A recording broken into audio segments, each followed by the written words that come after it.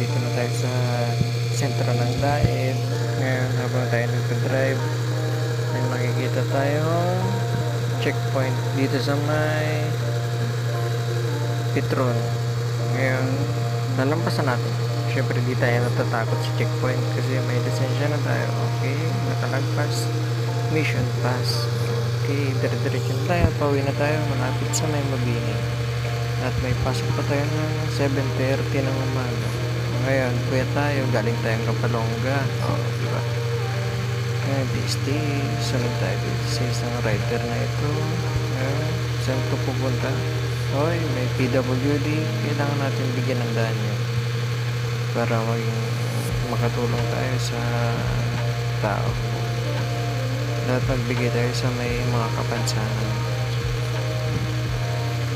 Mild lang ang drive, chill lang ang pag